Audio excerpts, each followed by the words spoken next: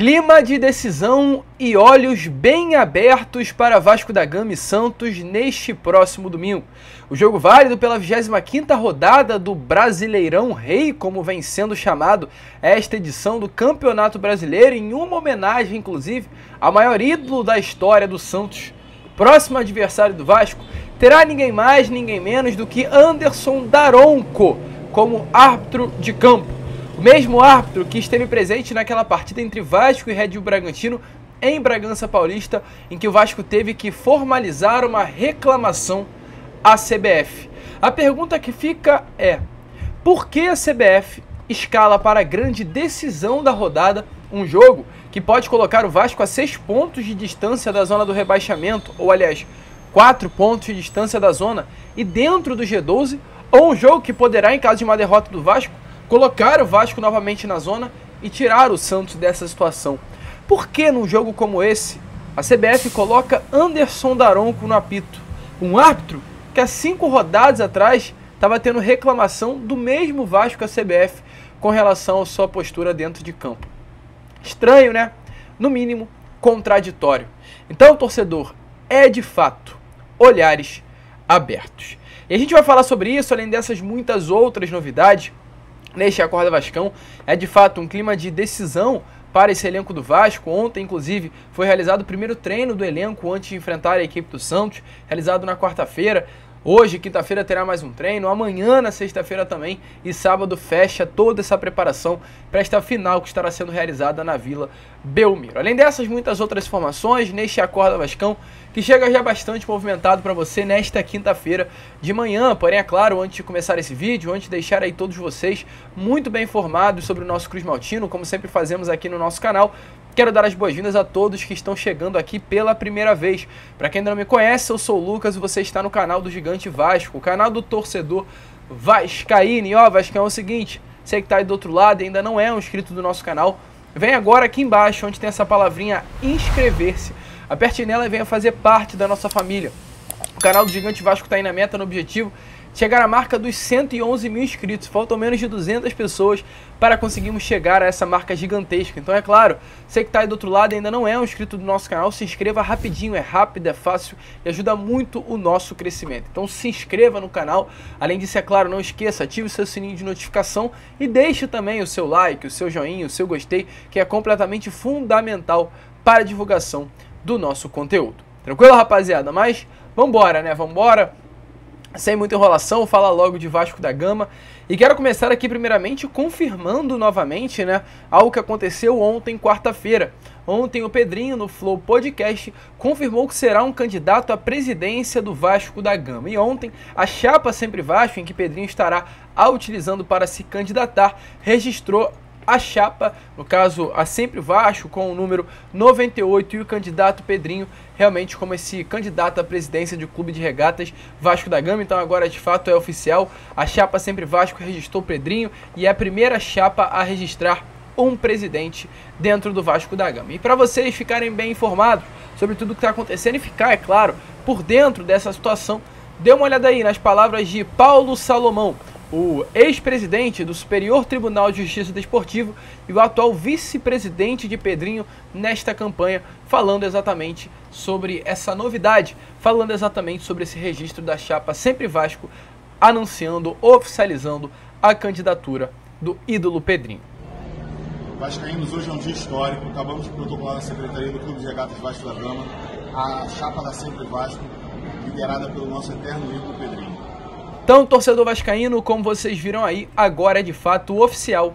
Pedrinho é um candidato à presidência do Vasco da Gama. O primeiro a oficializar essa candidatura, o primeiro a registrar, né, de fato, a sua candidatura dentro do Vasco da Gama. Você, se tivesse o poder, ou caso tenha, votaria em Pedrinho como presidente do Vasco nas próximas eleições, dia 11 de novembro? Coloque a sua opinião aí nos comentários. E falando, inclusive, em mês, torcedor, estamos agora no mês de setembro. E é uma loucura, né? Pois a próxima partida do Vasco, o próximo jogo, será já neste próximo domingo. Domingo já é um dia de outubro. O Vasco atuará no dia 1º de outubro contra a equipe do Santos. E o Vasco sempre teve uma zica nesse mês de setembro. Mês de setembro, mês de agosto, sempre foram meses muito conturbados historicamente para o Vasco da Gama com relação a resultados.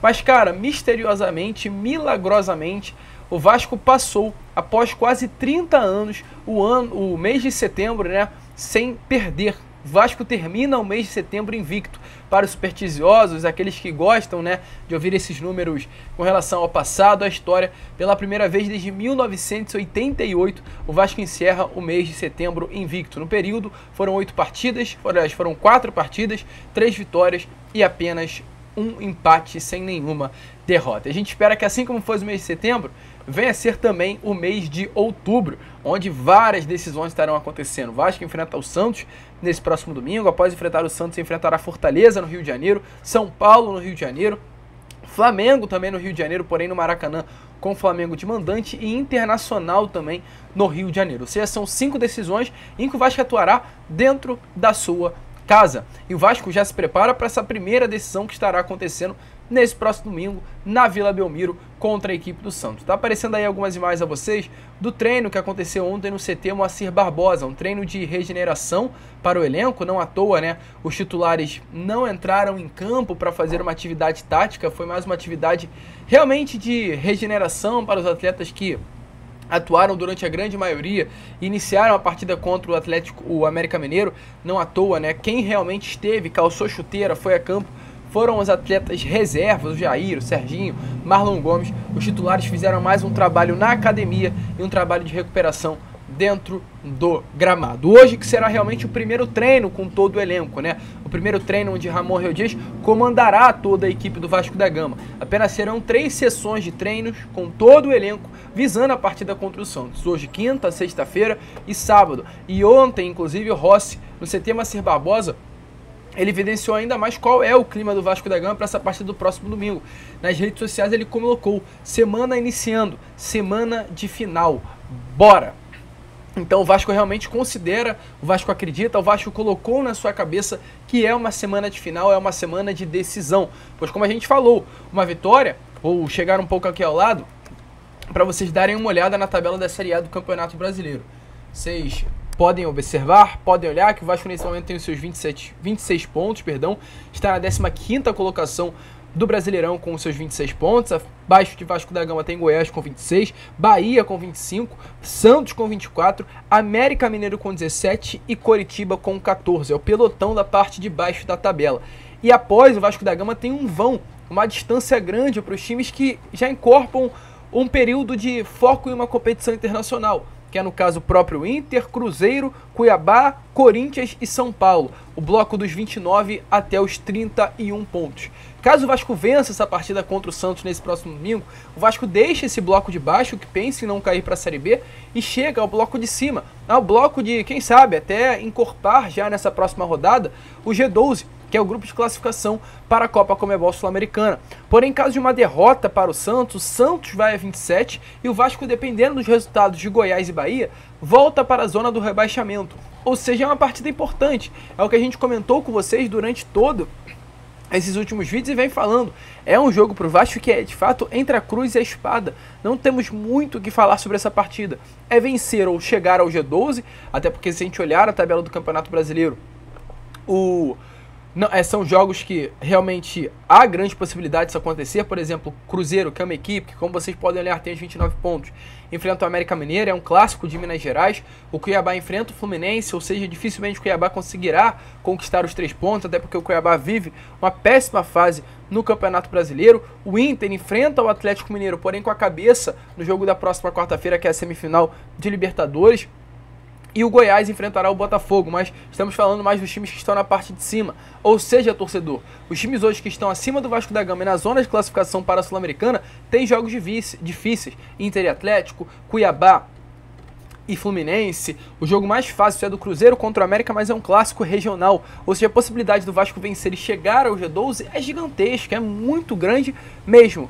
E é um jogo para nós ficarmos de olhos abertos, mas é um jogo principalmente que é pro elenco focar, é pro elenco levar como uma final. E sim, o elenco hoje leva essa partida contra a equipe do Santos como uma final. Vocês puderam observar aí nas falas do próprio Rossi nos seus stories. Começou a semana e é uma semana decisiva para o Vasco da Gama. E falando em decisão, né, torcedor? Antes, porém, como a gente está falando, Apareceu aí os stories de Emiliano Dias, onde ele deixa bem claro no seu Instagram: vamos por mais. Esse é o foco, esse é o clima de Vasco da Gama e Santos.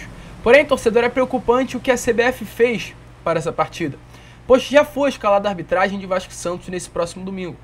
E após causar raiva em Cristiano Ronaldo, na partida do Campeonato Saudita entre Al Nassr, que é o clube do Cristiano Ronaldo, e Al Ahly, como está aparecendo aí nas imagens a vocês, Cristiano Ronaldo revoltado com o Anderson Daronco, ele, após apitar esse jogo no dia 22 de setembro, ele volta ao Brasil para apitar Vasco da Gama e Santos. Anderson Daronco será o árbitro de campo de Vasco da Gama e Santos, torcedor vascaíno. E é de fato preocupante. Por que é preocupante? Pelo fato simples de ser o Anderson Daronco, o torcedor vascaíno que acompanha o Vasco em si, sabe muito bem dos grandes problemas que já aconteceram nas partidas do Vasco, nos jogos em que o Anderson Daronco esteve responsável pela arbitragem, mas principalmente por o último jogo do Anderson Daronco comandando o apito em um jogo do Vasco da Gama. Red Bull Bragantino e Vasco. O Vasco empatou aquela partida pelo placar de 1-1, mas o Vasco foi duramente prejudicado.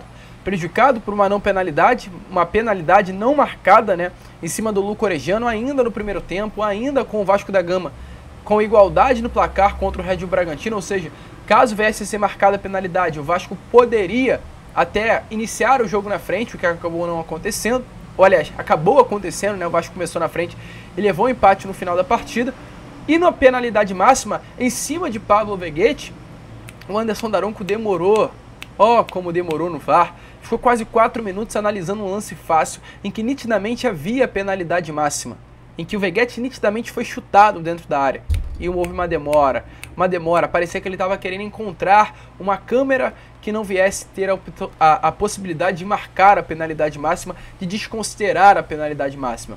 E esse mesmo árbitro que o Vasco, após esse jogo contra o Red Bull Bragantino, teve que ir à CBF e formalizar uma reclamação, será o árbitro agora de Santos e Vasco da Gama na Vila Belmiro. Mesmo o árbitro que prejudicou o Vasco a papo de 5, 6 rodadas atrás, estará agora presente para apitar no Santos e Vasco da Gama na Vila. No Santos, que no primeiro turno foi beneficiado dentro de São Januário com erros da arbitragem, com pênaltis não marcados a favor do Vasco da Gama. Um Santos que hoje, nitidamente não, né? Mas muitos indícios aparecem que há erros de arbitragem a favor do clube paulista. Não sei se pelo fato de ser um Brasileirão Rei, e seria estranho, né? Um Brasileirão Rei, em homenagem ao maior ídolo do futebol brasileiro, que é o maior ídolo da história do Santos, ter, no caso, o clube caindo, o clube onde o maior ídolo se tornou o ídolo, no caso, o clube onde o Pelé é o Pelé, cair no Brasileirão Rei seria muito feio. Então não sabemos se é por isso, não sabemos o que está acontecendo. Mas o Santos vem sendo favorecido em várias rodadas por erros de arbitragem. E aí, na próxima rodada, numa decisão, no jogo que pode, enfim, tirar o Santos da zona de rebaixamento e recolocar o Vasco da Gama na mesma, inventa-se aí Anderson Daronco no comando do apito. É para o torcedor vascaíno ficar, no mínimo, ressabiado, no caso, escaldado, melhor dizendo, com relação ao mesmo. É preocupante, mas está confirmado: Anderson Daronco será o árbitro de Vasco da Gama e Santos. Você, torcedor, o que acha sobre isso? Fica preocupado? Também se preocupa com essa situação? Coloque aí a sua opinião nos comentários. E olha, torcedor vascaíno, para finalizar o vídeo aqui, finalizar também de vez por todas uma polêmica. Pois, de fato, né, após a vitória contra o América Mineiro nessa última segunda-feira, surgiu-se a grande polêmica da Operação Salva Vasco. O presidente da SAF do América Mineiro, Marcos Salum, foi até a entrevista coletiva e esbravejou, dizendo que havia uma Operação Salva Vasco. Felipe Azevedo disse que o futebol se joga com a mão. O Juninho disse que o Vasco da Gama não iria cair por erros favoráveis ao Vasco com relação à arbitragem. Um papelão, um circo total que aconteceu. Circo esse que inclusive fez com que a própria comissão de arbitragem viesse a se posicionar e evidenciar que iria até a justiça contra Juninho e Marcos Salum devido aos seus posicionamentos, alegando que haveria, né, algum favorecimento da arbitragem ao Vasco, que nitidamente não há. E não deve haver, inclusive, a nenhum outro clube. Mas ontem o VAR, a CBF divulgou, né, os áudios do VAR. E para matar de vez toda a questão de polêmica envolvendo esse lance, eu quero que vocês deem uma olhada aí nos áudios do VAR, para que você também entenda o que de fato aconteceu.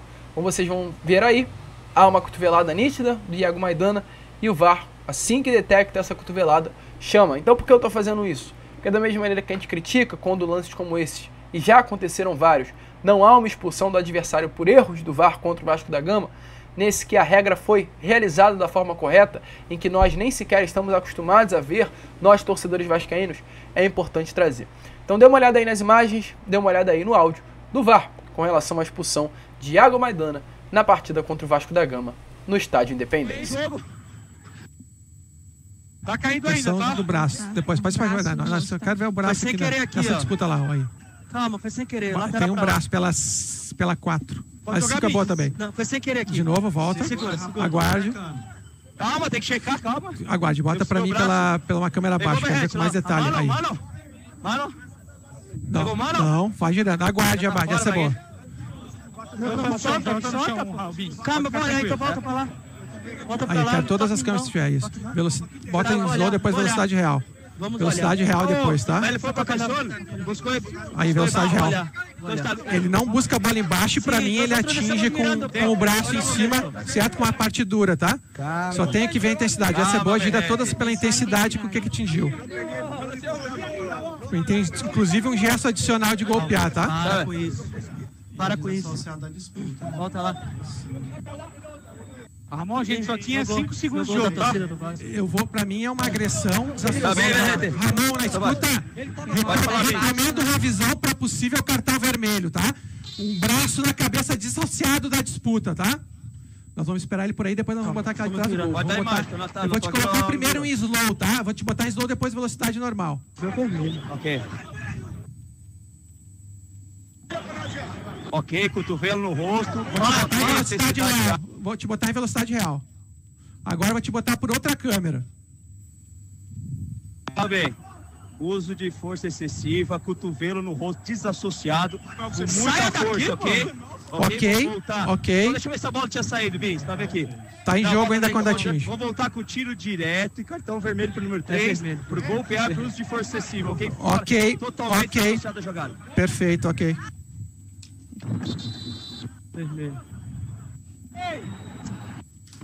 Ah, tu viu o vídeo.